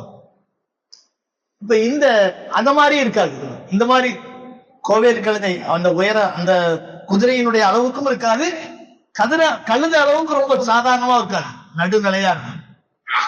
அதனுடைய நிறம் வெண்மையாக இருந்தது, என்னிடத்திலே கொண்டு வரப்பட்டது. அந்த புராக் அழைத்து வருவதற்கு முன்பாக முந்திய இரவிலே அல்லாஹ் சுப்ஹானஹு வ தஆலா நபிகள் நாயகம் ஸல்லல்லாஹு அலைஹி வஸல்லம் அவர்களுக்கு ஒரு அழகான ஒரு விழிப்பை உருவாக்குகிறான். நாளைக்கு நீங்க இந்த பயணம் வரப்போறீங்க அப்படிங்கிற விஷயத்தை அல்லாஹ் தெரிவிக்கக்கூடிய வகையில இந்த ஹதீத்தை, அதாவது ஷரீக் இப்னு அப்துல்லா ரலியல்லாஹு அன்ஹு அவர்கள் அறிவிக்கிறார்கள். இதையும் அனஸ் இப்னு மாலிக் ரலியல்லாஹு அன்ஹு அவர்கள் அறிவிக்கக்கூடிய செய்தி. பெருமானார் ஸல்லல்லாஹு அலைஹி வஸல்லம் சொன்னார்கள், லைலத்துல் உஸ்ரிய பி ரசூலில்லாஹி ஸல்லல்லாஹு அலைஹி வஸல்லம் மின் மஸ்ஜிதில் கஅபா அன்னஹு ஜாஅ ஸலாஸத் நபர். முந்தின நாள் இரவு 3 மலக்குமார்கள் வந்தாங்க. கபுல ஐயூஹா இலைஹி ஹுவ நாயிபுன் பில் மஸ்ஜிதில் ஹராம். அப்ப நபி அவர்கள் மஸ்ஜிதுல் ஹராம்ல தூங்கிட்டு இருக்கிறாங்க. மஸ்ஜிதுல் ஹராம்ல தூங்கிட்டு இருக்கும்போது ஃபகால அவ்வலுஹு, 3 மலக்குமார்கள் வர்றாங்க. நபி அவர்களுடைய தலைமாட்டில் நின்று பேசிக்கிறார். அவர்கள முதல் மலக்கு சொல்கிறார், ஐயஹும் ஹுவ, நாளைக்கு நம்ம கூட்டிட்டு போறாங்களே அந்த மனிதர் யாரு? இதுல நிறைய பேர் படுத்து கிடப்பாங்க. இந்த வெயில் நேரங்கள்ல காபாவுக்கு பக்கத்துல அந்த நைட்டு நேரத்துல வந்து நிறைய மக்கள் படுத்து கிடப்பாங்க. இந்த மக்கள்லயே நாளை அழைத்து செல்லப்பட போகின்ற இந்த மேராஜுக்கு போகின்ற மனிதர் யார் அப்படின்னு கேட்கிறாங்க. பக்கால அவசரத்துக்கும், அப்ப அதுல நடுவுல நிக்கக்கூடிய அந்த மலக்கு சொல்கிறார், இதுல இருக்கக்கூடியவர்கள்லயே ரொம்ப அழகான உருவத்துல சிறந்த மனிதரா காணப்படுறாரு, அவர் தான் நாளைக்கு அழைத்து செல்லப்பட போகிறார் அப்படின்னு சொல்றாங்க. பக்கால ஆகிரும், அப்ப அவர் சொல்லுகிறார், கடைசியா அவர் சொல்றார், ஹுது கைரம், அவர்களில் அவரே மிக சிறந்தவராகவும் இருப்பார். இவர் தான் சிறந்தவர், வேற யார் எத்தனை சிறந்தவரா இருந்தாலும் அவர் தான் சிறந்தவர் அப்படின்னு சொல்லிக்கிறாங்க. பக்கான தில்கல் லைலத்தை பலம் இறகும் அத்தா அத்தவங்க லைலத்தை நோக்கலாம் அப்படி சொல்லிட்டு பேசிக்கிட்டு போயிடுறாங்க. நபிகள் நாயகம் ஸல்லல்லாஹு அலைஹி வஸல்லம் சொல்லும் போது, நான் அந்த நேரத்தில் தூக்கத்துக்கும் விழிப்புக்கும் மத்தியில் இருந்தேன். நபிமார்களுடைய தூக்கம் தூக்கம் அல்ல, கண்கள் தூங்கும், உள்ளம் தூங்காது. நபிமார்களுடைய தூக்கத்துக்கும் நம்முடைய தூக்கத்துக்கும் மத்தியில் உள்ள வித்தியாசம் என்ன? நபிமார்களுடைய தூக்கம் கண்கள் உறங்கும், தூங்குறாங்கன்னு பேசிக்கிறாங்களே தவிர உள்ளம் உறங்காது. அதனாலதான் நபி ஸல்லல்லாஹு அலைஹி வஸல்லம் அவர்கள் என்ன செய்வாங்க? தஹஜ்ஜுத்ல தொழுதுட்டு கொஞ்ச நேரம் தூங்குவாங்க, அப்படியே எந்திரிச்சு தொழுவ போவாங்க. காரணம் என்னங்கன்னா நபியினுடைய தூக்கம் தூக்கம் அல்ல. அதனாலதான் தூக்கத்துல காணக்கூடிய கனவு நம்மளை பொறுத்த வரைக்கும் சாதாரண கனவா இருக்கும். நான் நபிமார்களுடைய கனவு இருக்குது வஹீயினுடைய ஒரு உயர்ந்த ஒரு நிலை. இப்ராஹிம் அலைஹிஸ்ஸலாம் தன்னுடைய மகனை குர்பானி கொடுக்க போனாங்க. எதை வச்சு குர்பானி கொடுத்தாங்க? கனவு வச்சுதான். 3 நாள் கனவு கண்டாங்க. நம்ம கனவு மாதிரி இருந்துச்சாக்க அந்த கனவு சரி பண்ணி நம்ம அதை செயல்படுத்த முடியுமா? இப்ராஹிம் அலைஹிஸ்ஸலாம் 3 நாள் கனவு தான் கண்டாங்க. அந்த கனவை கண்டுதான் என்ன செஞ்சாங்க? கடைசி அல்லாஹ்வுடைய உத்தரவின் பேரில் இஸ்மாயில குர்பானி கொடுத்தான்னு அல்லாஹ் சொன்னான். நபிகள் நாயகம் ஸல்லல்லாஹு அலைஹி வஸல்லம் அவர்களுக்கும் எத்தனையோ விஷயங்கள் கனவின் மூலமாக காட்டப்பட்டன. அப்ப கனவு என்பது நபிமார்களை பொறுத்தவரை அது ஒரு நினைவை போல. ரசூலுல்லாஹி ஸல்லல்லாஹு அலைஹி வஸல்லம் அவர்கள் சொல்றாங்க, ஃபீமா யரா கல்பு வ தனாபு ஐனுஹு வலா யனாம் கல்பு. நபிமார்களுடைய உறக்கத்தை பொறுத்தவரை கண்கள் தூங்கும், உள்ளம் தூங்காது என்று நபிகள் நாயகம் ஸல்லல்லாஹு அலைஹி வஸல்லம் அவர்கள் சொல்லி காட்டுகிறார். அந்த நிலையில அந்த 3 பேர் பேசிக்கிட்டு இருந்து போயிடுறாங்க. அப்ப நபி அவர்களுக்கு விழிப்பு நிலையில் காட்டப்படுவதை போன்றே அது தெரிகிறது. அடுத்த நாள் தான் நபி அவர்களை அழைத்து செல்வதற்காக வேண்டி புராக் வாகனம் வருகிறது. நபிகள் நாயகம் ஸல்லல்லாஹு அலைஹி வஸல்லம் இதயம் பிளக்கப்படுகிறது. அவருடைய இதயம் அது வெளியில எடுக்கப்பட்டு அது ஜம்சம் நீரினால் கழுவப்படுகிறது. ஜம்சம் நீரினால் கழுவப்படுகிறது. சொர்க்கத்தினுடைய தங்க தாம்பூலத்தில் இதயம் வைக்கப்பட்டு ஜம்சம் நீரில் கழுவப்பட்டு அது இதயத்திலே வைத்து பூட்டப்பட்டது. இதெல்லாம் ஹதீஸ்ல வருது. அப்ப ஜம்சம் நீர்ல கழுவப்பட்டுச்சு அப்படின்னு சொன்னா நபியவர்களுக்கு நாளை மறுமையில கொடுக்கப்படக்கூடிய ஹவுதுல் கௌசர் தண்ணீர் இருக்கு பார்த்தீங்களா, அதை விட ஜம்சம் நீர் உயர்ந்த நீர் அப்படிங்கிறது தெரியுது. ஜம்சம் நீரினால் நம்முடைய உள்ளமும் உடலும் தூய்மை அடைகிறது. எந்த நோக்கத்தின் அடிப்படையில நாம் ஜம்சம் நீரை அருந்துகிறோமோ அந்த நோக்கம் நிறைவேறுகிறது என்பதை நபிகள் நாயகம் ஸல்லல்லாஹு அலைஹி வஸல்லம் சொல்கிறார். ஜம்சம் நீருக்கு அவ்வளவு பெரிய பவர் இருக்கு, அவ்வளவு பெரிய சிறப்பு இருக்கு, அவ்வளவு பெரிய பாதுகாப்பு இருக்கு. இப்னு அப்பாஸ் ரலியல்லாஹு அன்ஹு அவர்கள் ஜம்சம் நீரை அருந்தும் போது இந்த துஆவை ஓதுங்கள் என்று சொல்லி தருகிறார். அல்லாஹும்ம இன்னி அஸ்அலுக இல்மன் நாஃபிஆ வ ரிஸ்கன் வாசிஆ வ ஷிஃபாஅ மின் குல்லி தா. இறைவா, உன்னிடத்திலே நான் வேண்டுகிறேன், பயனுள்ள கல்வியை தருவாயாக, விசாலமான செல்வத்தை தருவாயாக, வ ஷிஃபாஅ மின் குல்லி தா, எல்லா நோய்களிலிருந்தும் நிவாரணத்தை தருவாயாக. அப்ப 3 விஷயமும் நம்முடைய வாழ்க்கையில எல்லா அம்சங்களையும் உள்ளடக்கிறது. இல்மன் நாஃபிஆ, நாலேஜ், அறிவு. இது என்ன நாலேஜா இருந்தாலும் எல்லாமே உள்ள வந்துடும். மனிதனுக்கு வழங்கப்பட்ட செல்வங்கள் 3. ஒன்று கல்வி செல்வம், உடல்நல செல்வம், அதே போல பொருளாதார செல்வம். இந்த 3ஐ நபி அந்த என்ன செய்யறாங்க? ஜம்சம் நீர் அருந்தும் போது இப்னு அப்பாஸ் ரலியல்லாஹு அன்ஹு அவர்கள் துஆவாக கேட்க சொல்றார். இல்மன் நாஃபிஆ வ ரிஸ்கன் வாசிஆ, விசாலமான செல்வம், வ ஷிஃபாஅ மின் குல்லி தா, எல்லா நோய்களிலிருந்தும் அருமருந்து, இதை தருவாயாக என்று நம்ம ஜம்சம் நீர் அருந்தும் போது கேட்க வேண்டும் என்பதாக இப்னு அப்பாஸ் ரலியல்லாஹு அன்ஹு அவர்கள் சொல்லி காட்டுகிறார். ஸல்லல்லாஹு அலைஹி வஸல்லம் இதயம் அவ்வாறு கழுவப்பட்டு அவருடைய இதயம் பூட்டப்பட்டு ஜிப்ரீல் அலைஹிஸ்ஸலாம் அவர்கள் என்ன செய்யறாங்க? புராக் வாகனத்தை கொண்டு வந்து முன்னால நிறுத்துறாங்க. முன்னால் நிறுத்தி நபியை ஏறுங்கள் அப்படின்னு சொல்றாங்க. புராக் வாகனத்துல ஏறின உடனே புராக் வாகனம் அப்படி அந்த கண்ணியத்தை மனதில் கொண்டு இந்த புராக் வாகனம் அப்படியே திமிழுகிறது, அப்படியே திணறுகிறது, இப்படி துள்ளுது, துள்ளி குதிக்குது. ஜிப்ரீல் அலைஹிஸ்ஸலாம் அந்த புராக் வாகனத்தை மேல அப்படி தட்டி சொன்னாங்க, புராக்கே அசையாதே, உன் மீது இறை தூதர் முஹம்மது இருக்கிறார். அந்த புராக் அமைதி பெறுகிறது. புராக் என்று சொன்னாலே மின்னல் என்று அர்த்தம். புராக் என்றாலே மின்னல் அர்த்தம். அந்த புராக் வாகனத்தினுடைய பயணம் எப்படி இருந்தது என்று சொன்னால் மின்னல் வெட்டுவதை போன்று அது துரிதமாக பயணம் செய்யக்கூடியதாக இருந்தது. அப்போ நபிகள் நாயகம் ஸல்லல்லாஹு அலைஹி வஸல்லம் அவர்களுக்கு அல்லாஹ் தஆலா கொடுத்த அழைப்புக்காக வேண்டி அனுப்பப்பட்ட வாகனம் மின்னல் வாகனமாக அல்லாஹு தஆலா அனுப்பினான். பெருமானார் ஸல்லல்லாஹு அலைஹி வஸல்லம் அவர்களை ஜிப்ரீல் அலைஹிஸ்ஸலாம் அவர்கள் அழைத்து செல்கிறார்கள். இரவோடு இரவாக அழைத்து செல்கிறார்கள். அழைத்து சென்று பைத்துல் முகத்தஸ்ல போய் என்ன செய்யறாங்க? இறங்குறாங்க. பைத்துல் முகத்தஸ்ல இறங்குறாங்க. அங்க இறங்கின உடனே நபிகள் நாயகம் ஸல்லல்லாஹு அலைஹி வஸல்லம் என்ன செஞ்சாங்க தெரியுமா? போன உடனே இன்னைக்கும் நம்ம பைத்துல் முகத்தஸ்க்கு போனா நபிகள் நாயகம் ஸல்லல்லாஹு அலைஹி வஸல்லம் வாகனத்தை கட்டுன செவர்னு ஒரு செவர் இருக்கு. அங்க அதை பார்க்கலாம். ஒரு ஓட்டை போடப்பட்டிருக்கும். நபிகள் நாயகம் ஸல்லல்லாஹு அலைஹி வஸல்லம் என்ன செய்யறாங்க? அந்த செவத்துல ஓட்ட போடுறாங்க. பாறையினாலான செவர். இந்த செவத்துல ஓட்ட போடுறாங்க. அதுல புராக் வாகனத்தை கட்டுறாங்க. இதுக்கு அர்த்தம் என்ன தெரியுமா?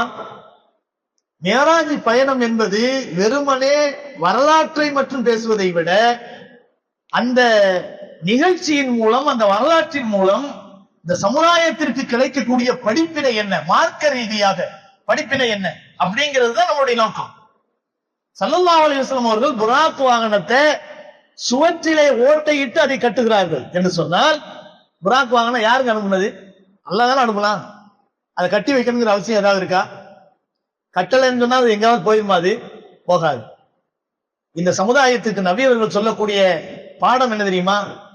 தவக்கல்து அலல்லாஹ் இருக்கணும், ஆனால் தக்க பாதுகாப்பு ஏற்பாடு இருக்கணும். தக்க பாதுகாப்பு ஏற்பாடுகள் இல்லாமல் தவக்கல்து அலல்லாஹ் என்பது வீண். கூடாது, அப்படி கூடாது. வீட்டு வாசல திறந்து போட்டாங்க. எங்க வீடு பூட்டுறதே கிடையாது, சாவிங்கிறது ஒண்ணு கிடையாது.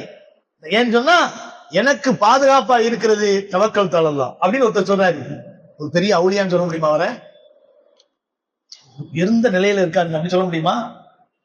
நபிகள் நாயகம் ஸல்லல்லாஹு அலைஹி வஸல்லம் அவர்களிடத்திலே சஹாபாக்கள் கேட்கிறார்கள், யார சொல்லலாம், வாகனத்தில் நாங்கள் வருகிறோம், உங்களை சந்திக்க வருகிற போது நாங்கள் அதை அப்படியே விட்டு அல்லாஹ்வின் மீது நம்பிக்கை வைத்தவர்களாக நாங்கள் வந்து விடுகிறோம், இது கூடுமான்னு கேட்கிறாங்க. இல்ல, உங்கள் வாகனங்களை கட்டி வைத்து விட்டு அல்லாஹ்வின் மீது நம்பிக்கை வையுங்கள் என்று சொல்கிறாங்க. சில நேரங்கள்ல பூட்டின வீட்டையும் உடைச்சி திருடிக்கு போயிடுறாங்கல்ல, அந்த பாதுகாப்பு தான் அல்லாஹ்ட்ட கேட்கிறது. நான் வீட்டை நான் பூட்டுறேன், இதையும் மீறி ஏதாவது ஒரு பாதிப்பு ஏற்படுதுன்னு சொன்னா இது உன்னுடைய நாட்டம். அப்படிப்பட்ட பாதிப்புகள் ஏற்படாமல் எங்களை நீ காப்பாத்து. அதனாலதான் நபிகள் நாயகம் ஸல்லல்லாஹு அலைஹி வஸல்லம் அவர்கள் என்ன சொல்றாங்கன்னு சொன்னா, சுற்றுச்சுவர் இல்லாத மொட்டை மாடுகளில் தூங்காதீர்கள் அப்படிங்கிறாங்க. காரணம் என்னன்னா, உருண்டு விழுந்துருவீங்க. சுற்றுச்சுவர் இல்லாத மொட்டை மாடிகளில் திறந்த வெளியில் உறங்க வேண்டாம், நெருப்பை அணைக்காமல் உறங்க வேண்டாம், தண்ணீர் பாத்திரங்களை மூடாமல் உறங்க வேண்டாம். நபிகள் நாயகம் ஸல்லல்லாஹு அலைஹி வஸல்லம் நமக்கு வாழ்க்கையினுடைய அழகான அம்சங்களை சொல்லி தராங்க. இதெல்லாம் யாருக்கு சொல்லி தருவா? எவ்வளவு அற்புதமான விஷயங்களை நபி அவர்கள் சொல்லி தராங்க பாருங்க. அப்போ இதெல்லாம் என்ன அர்த்தம்? நான் எப்படி வேண்டுமானாலும் இருப்பேன், அல்லாஹ் என்னை பாதுகாப்பான், நான் அவன் மேல முழு நம்பிக்கை வைக்கிறேன், இந்த பேச்சுக்கே இடம் கிடையாது. உலக அடிப்படையில என்னென்ன பாதுகாப்பு அரண்களை உருவாக்கணுமோ அந்த அரண்களை உருவாக்கணும். தவக்கல்து அலல்லாஹ்வுக்கு முக்கியமா இடம் கொடுக்கணும்னு சொன்னா பள்ளிவாசல் எல்லாம் திறந்து கிடக்கணும். எந்த பள்ளிவாசலுக்கும் கதவு இருக்க கூடாது, எந்த பள்ளிவாசலும் கேட் இருக்க கூடாது. அப்படி இருக்கா எங்கேயாவது? எல்லா பள்ளிவாசலும் கதவு இருக்கு, எல்லாத்தையும் போட்டுறாங்க. காரணம் என்ன? அதாவது ஒவ்வொரு இடங்களுக்கும் பாதுகாப்பு தேவை என்ற அடிப்படையில். இது நமக்கு மேராஜ் பயணத்தின் மூலமாக நபி அவர்கள் கற்றுத்தர்றாங்க. எனக்காக அனுப்பப்பட்ட புராக் அது அல்லாஹ்வுடைய உத்தரவின் பேரில் தான் வந்திருக்கிறது. ஆனாலும் அதையும் கூட கட்டி வைப்பது என்பதுதான் முறை என்பதை நபி அவர்கள் அந்த ஹதீஸின் மூலமா நமக்கு எடுத்து காட்டுறாங்க. கட்டி வைக்கிறாங்க, கட்டி வச்சுட்டு போறாங்க, பைத்துல் முகத்தஸ் உள்ள போறாங்க. நபிமார்கள் எல்லாம் காத்துக்கிட்டு இருக்காங்க. அங்க நபிமார்கள் எங்க இருந்து வந்தாங்க? அது ஒரு வகையான அருவாஹுடைய நிலை, உண்மையான ஒரு நிலை என்று சொல்ல முடியாது. ஆனா நபி ஸல்லல்லாஹு அலைஹி வஸல்லம் எல்லா நபிமார்களையும் சந்திக்கிறார்கள், எல்லா நபிமார்களும் அல்லாஹ்வை புகழ்கிறார்கள். ஸல்லல்லாஹு அலைஹி வஸல்லம் அவர்களும் நபிமார்களுக்கு முன்பாக அல்லாஹ்வை புகழ்ந்து உரையாற்றுகிறார்கள். தன்னுடைய பயணத்தை பற்றி அந்த நபிமார்களுக்கு எடுத்துள்கிறார்கள். எல்லா நபிமார்களும் ஸல்லல்லாஹு அலைஹி வஸல்லம் அவர்களுக்கு வாழ்த்துக்களை கூறுகிறார்கள். அதன் பிறகு நபி அவர்களுடைய அந்த கூட்டம் முடிவடைகிறது. அங்கிருந்து நபி ஸல்லல்லாஹு அலைஹி வஸல்லம் அவர்களை அல்லாஹ் சுப்ஹானஹு வ தஆலா மேராஜுக்கு அழைத்து சென்றான். நபிமார்கள் அங்க பார்த்தாங்கல்ல, பெருமானார் ஸல்லல்லாஹு அலைஹி வஸல்லம் அவர்கள் ஒவ்வொரு வானத்திலையும் நபிமார்களை பார்த்தாங்க. முதல் வானம், இரண்டாவது வானம், மூன்றாவது வானம், ஒவ்வொரு வானத்திலையும் சில நபிமார்களை பார்த்தார்கள். அந்த விஷயத்தை நபிகள் நாயகம் ஸல்லல்லாஹு அலைஹி வஸல்லம் அவர்கள் அடுத்து வரக்கூடிய செய்திகளின் மூலமாக எந்தெந்த நபிமார்களை பார்த்தார்கள், அவர்கள் உரையாடிய விஷயம் என்ன என்ற விஷயங்களை எல்லாம் ஸல்லல்லாஹு அலைஹி வஸல்லம் அவர்கள் சொல்லிக்கிட்டே வர்றாங்க. இதுக்கெல்லாம் காரணம் என்னன்னு சொன்னா, மனித சிந்தனைக்கு அப்பாற்பட்ட ஒரு அற்புதமான ஒரு நிகழ்வு. இந்த நிகழ்வு எப்படி இவ்வளவு சீக்கிரமான துரிதமான நேரத்தில் நடைபெற்றது அப்படிங்கிறத சிந்திக்கும் போது விஞ்ஞானிகள் உட்பட பலவிதமான ஆர்வலர்கள் என்ன செய்வாங்க, அதை பலவிதமான செய்திகளாக அலசுவார்கள். ஆனாலும் என்ன செய்தி சொன்னாலும் சொல்லாட்டியாலும் அல்லாஹ்வுடைய ஆற்றலுக்கு மீறினது எதுவுமே கிடையாது. அல்லாஹ் தான் உலகத்தை இயக்கிட்டு இருக்கிறான். அந்த அல்லாஹ் நபி அவர்களுடைய பயணத்துக்காக வேண்டி சில நேரங்களில் அந்த இயக்கத்தை கொஞ்சம் நிறுத்தி கூட வைத்திருக்கலாம். நபி அவர்கள் பயணம் புறப்பட்டு வர்ற வரைக்கும் அவர்கள் படுத்திருந்த இடத்தின் சூடு ஆறவில்லை. அந்த அவர்களுடைய பூட்டு, அந்த அந்த கதவினுடைய அசைவு இருந்து கொண்டிருந்தது என்றெல்லாம் நாம் பார்க்கிறோம். நபிகள் நாயகம் ஸல்லல்லாஹு அலைஹி வஸல்லம் அவர்கள் அவ்வளவு தூரத்தை கடந்து போய்விட்டு வருகிறார்கள் என்று சொன்னால், அந்த நேரத்திலும் அந்த சூடு ஆறாமல் இருந்தது, அந்த அசைவுகள் இருந்தன என்று சொன்னால், நபிகள் நாயகம் ஸல்லல்லாஹு அலைஹி வஸல்லம் பயணம் எவ்வளவு துரிதமாக இருந்திருக்கும். இது ஒரு பேராற்றலும் அதிசயமும் நிறைந்த ஒரு பயணம் என்பதை நம்மால் என்ன செய்ய முடியாது, மறக்க முடியாது. இந்த ஹதீஸை நபி ஸல்லல்லாஹு அலைஹி வஸல்லம் அவர்கள் நிறைய சொல்றாங்க. நம்ம இதை விரிவா சொல்ல போறது இல்லை. ஆனா இதுல முக்கியமா நம்ம பார்க்க போறது என்னன்னு சொன்னா, இந்த சமுதாயத்திற்கு இதன் மூலம் நபியவர்கள் சொல்லக்கூடிய படிப்பினைகள் என்னென்ன காட்சியை நபியவர்கள் பார்த்தாங்க. தொழுகை விட்டவனுடைய நிலைமை என்ன, ஹராம சாப்பிட்டவனுடைய நிலைமை என்ன, ஆகாத விஷயத்துல தன்னுடைய சிந்தனையை செலுத்தனுடைய விஷயம் என்ன, இதெல்லாம் நபியவர்கள் தண்டனைக்குரிய காரியங்களாக பார்த்த விஷயங்கள் நமக்கு சொல்லி காட்டலாம். அதையெல்லாம் இன்ஷா அல்லாஹ் வரக்கூடிய வாரங்கள் சொல்ல போறோம். அல்லாஹ் சுப்ஹானஹு வ தஆலா எதை சொன்னோமோ எதை கேட்டோமோ அதன்படி அமல் செய்யக்கூடிய நற்பாக்கியத்தை அல்லாஹ் நம் அனைவருக்கும் தந்த அருள் புரிவானாக. வ ஆகிரு தஅவானா அனில் ஹம்துலில்லாஹி ரப்பில் ஆலமீன். அல்ஹம்துலில்லாஹி ரப்பில் ஆலமீன். அல்லாஹும்ம ஸல்லி அலா ஸையிதினா முஹம்மதின் வ அலா ஆலி ஸையிதினா முஹம்மதின் வ பாரிக் வ ஸல்லிம் அலைஹி. சுப்ஹானக அல்லாஹும்ம வ பிஹம்திக வ நஷ்ஹது அன் லா இலாஹ இல்லா அன்த வ நஸ்தக்ஃபிருக வ நதூபு இலைக். அல்லாஹும்ம அரினல் ஹக்க ஹக்கன் வர்ஸுக்னா இத்திபாஅஹு வ அரினல் பாத்தில பாத்திலன் வர்ஸுக்னா இஜ்தினாபஹு. யா அல்லாஹ், கிருபையாளர்களுக்கெல்லாம் கிருபையாளரே ரப்பல் ஆலமீனே, எங்களுடைய பாவங்களை மன்னித்தருள்வாயாக. யா அல்லாஹ், எங்களுடைய பெற்றோர்கள், உற்றார் உறவினர்கள், எங்களுடைய உஸ்தாதுமார்கள், எங்களுக்கு உதவி செய்தவர்கள், உலக முஸ்லிம்கள் அனைவருடைய பாவங்களை மன்னித்தருள்வாயாக. யா அல்லாஹ், குறிப்பாக இந்த மஜ்லிஸிலே கலந்து கொண்டிருக்கக்கூடிய அத்துணை பேருடைய பாவங்களை மன்னித்தருள்வாயாக. கிருபையாளனே, அர்ஹமுர் ராஹிமீனே, ரப்புல் ஆலமீனே, எங்களுடைய உள்ளங்களிலே இருக்கக்கூடிய தேட்டங்கள், நோக்கங்கள் அனைத்தையும் யா அல்லாஹ் ஹலாலான ஆஜத்துகளை நிறைவேற்றி தருவாயாக. எங்களுடைய வாழ்க்கையில ஏற்படக்கூடிய எல்லா விதமான கஷ்ட நஷ்டங்கள், பலாய் முசீபத்துகள், நோய் நொடிகள் அனைத்தையும் போக்கி எங்களுக்கு நிம்மதியான, ஆரோக்கியமான, சந்தோஷமான வாழ்க்கை அல்லாஹ் எங்கள் அனைவருக்கும் தந்தது புரிவாயாக. ரப்புல் ஆலமீனே, எங்களுடைய குடும்பங்களிலே நிம்மதியை தருவாயாக, ஒற்றுமையை தந்தது புரிவாயாக. தாங்க முடியாத சோதனைகளில் இருந்தும் எங்களை பாதுகாப்பாயாக. தாங்க முடியாத பெரும் நோய்களில் இருந்தும் எங்களை காப்பாற்றுவாயாக. எங்களுடைய பிள்ளைகளை காப்பாற்றுவாயாக. எங்களுடைய குடும்பத்தாரை காப்பாற்றுவாயாக. அர்ஹமுர் ராஹிமீனே, எங்களுடைய பிள்ளைகளுக்கு யா அல்லாஹ் நல்ல ஈமானையும், நல்ல கல்வியையும், உயர்ந்த ஒழுக்கத்தையும், உயர்ந்த வாழ்க்கையும் தந்தரு புரிவாயாக. எங்களுடைய பிள்ளைகளின் வாழ்க்கையின் மூலம் எங்களுக்கு கண்குளிர்ச்சியும் மன நிம்மதியையும் தந்தரு புரிவாயாக. அல்லாஹ், எங்களுடைய குடும்பத்தாரிலே யாரெல்லாம் குழந்தை பாக்கியம் இல்லாமல் இருக்கிறார்களோ அவர்களுக்கு சாலிஹான குழந்தை பாக்கியத்தை தந்தரு புரிவாயாக. அல்லாஹ், எங்களுடைய குடும்பத்திலே யாரெல்லாம் திருமண வயதை அடைந்தும் திருமணம் ஆகாமல் இருக்கிறார்களோ அவர்களுக்கு சிறந்த ஜோடிகளை அமைத்து கொடுப்பாயாக. உலகத்திலே நாங்கள் வாழ்கின்ற காலமெல்லாம் நல்லோர்களுடைய சகவாசங்களை எங்களுக்கு தந்தரு புரிவாயாக. தீயவர்களுடைய சகவாசங்களை விட்டு எங்களை பாதுகாப்பாயாக. ஷைத்தானுடைய தவறான ஊசலாட்டங்களை விட்டு எங்களை காப்பாற்றுவாயாக. தீய குணங்களை விட்டு எங்களை காப்பாற்றுவாயாக. உலகத்திலே இருக்கக்கூடிய அத்தனை பள்ளிவாசல்கள், மதரசாக்கள், கான்காக்கள் அனைத்தையும் பாதுகாப்பாயாக. யா அல்லாஹ், உலகத்திலே யா அல்லாஹ் உன்னுடைய மார்க்கத்தை மேலோங்க செய்வாயாக. இஸ்லாமிய மார்க்கத்தை உண்மையாக விளங்கி செயல்படக்கூடிய பாக்கியத்தை ஆட்சியாளர்களுக்கு தந்தரு புரிவாயாக. யா அல்லாஹ், இஸ்லாத்தின் மீதும் முஸ்லிம்களின் மீதும் செய்யப்படக்கூடிய தவறான சூழ்ச்சிகளை விட்டு இஸ்லாத்தை, முஸ்லிம்களை பாதுகாப்பாயாக. யா அல்லாஹ், முஸ்லிம்களின் மீது இரக்கம் காட்டக்கூடிய, எல்லா மக்களின் மீதும் நல்ல எண்ணம் கொள்ளக்கூடிய ஆட்சியாளர்களை எங்களுக்கு தந்தருள் புரிவாயாக. அர்ஹமுர் ராஹிமீனே, விபத்துகள், அசம்பாவிதங்கள், கொடூரமான மரணங்களில் இருந்தும் எங்களை பாதுகாப்பாயாக. அல்லாஹ், பலஸ்தீன முஸ்லிம்களுக்கு பாதுகாப்பை கொடுப்பாயாக. இந்திய முஸ்லிம்களுக்கு பாதுகாப்பை கொடுப்பாயாக. எங்கெல்லாம் முஸ்லிம்கள் இஸ்லாத்தை ஏற்றுக்கொண்ட ஒரே காரணத்துக்காக வேண்டி முஸ்லிம்களாக இருக்கிறார்கள் என்ற ஒரே காரணத்துக்காக கஷ்டப்படுகிறார்களோ, அவர்களுடைய உயிர், உடைமைகள், அவர்களுடைய எல்லா விதமான சொத்துக்களுக்கும் அவர்களுடைய சுகங்களுக்கும் பாதுகாப்பை தந்தருள் புரிவாயாக.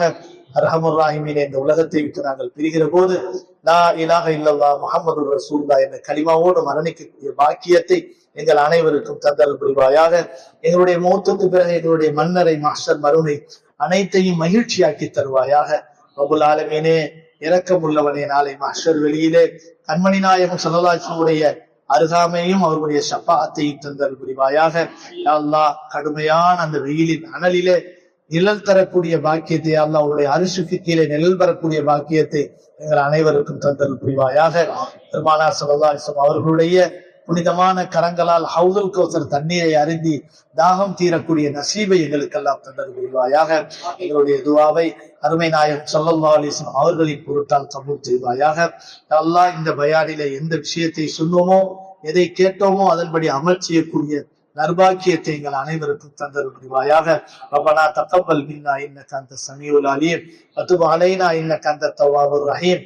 ஸல்லி வஸல்லிம் அலா ரசூலிக ஸய்யிதினா முஹம்மதின் வஅலா ஆலிஹி வஅஸ்ஹாபிஹி அஜ்மஈன் பிரஹ்மதிக யா அர்ஹமர் ராஹிமீன் வல்ஹம்துலில்லாஹி ரப்பில் ஆலமீன். ஸல்லல்லாஹு அலா